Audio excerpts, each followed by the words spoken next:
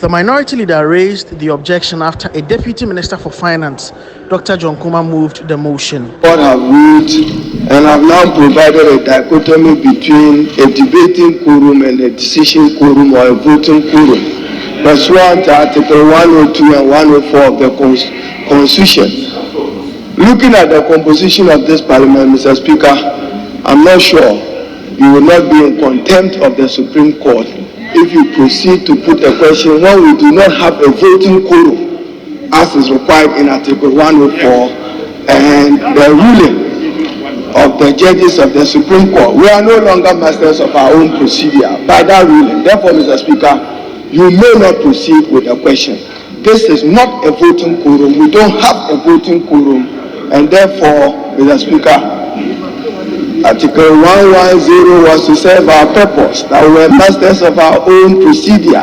That have been called to question. We are no longer masters of it. No decision will be taken in this House without more than one half of this House. The Majority Chief Whip did not raise further concerns about the objection. We are in total agreement. In fact, we can hold on with the question. And that was the agreement I had with the whip, so there's no problem with that. Speaker, we put an eyes on the question and proceed to take item 14. The minority leader later at a press briefing called on the president to open the country's land borders. Our call on President Nana Addo Dankwa Akufo-Addo, the President of the Republic of Ghana, supported by his Minister for Health and Minister for Interior, to take urgent practical steps for the reopening of Ghana's land borders to allow for free flow of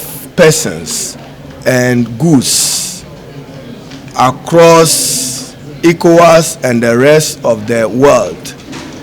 Post-COVID, we are not out of the woods yet, but we want to see a return to normalcy with the movement of goods and services through our borders. And therefore, whatever proactive measures government needs to take, there can be no justification for the continuous closure of Ghana's land borders. Therefore, as a minority, our primary concern this afternoon is to call on the President as chair of ECOWAS to do that which is needful to give meaning to the resolutions he so chaired for ECOWAS to pass, to allow and facilitate the free movement of goods and services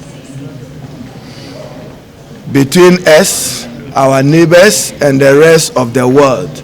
On the matter of a directive for teachers to pay rent for occupying government bungalows, former ranking member on the Works and Housing Committee, Emmanuel Bejra, called on government to exempt teachers in the rural areas. With this policy, especially when government is encouraging teachers to go to the rural areas to teach, this could be an incentive for those who are in the rural areas, so that government can waive off this rent allowance, and so that government can absorb that for the maintenance of the place. So I want to appeal to government that those who are in the rural areas, as a way of motivating them, they should allow those people, because we put up a lot of bungalows. When it comes to my constituency, for instance, I have teachers' bungalows dotted all over the places, and most of them have not been paying. And when they ask me whether they should pay or not, I say they should pay. But because it's a rural area, I think government should waive off the rural areas one. But it is government policy that every staff, government worker who stays in the government. So after succeeding in using Article 104 to block the vote on rescinding this agreement for the refurbishment of some hospitals, including the maternity block at the Otafo Hospital, the minority went further to raise other questions about the competence of the company that's acting as the arranger, IMS, for this loan agreement, which is being brought back to the House, of course, first after being rescinded. They are contending that it is an HR consulting company and not necessarily a financial institution. We await how this matter unfolds on the floor of Parliament. Reporting for City News, my name is Duke Mentopoku from Parliament House.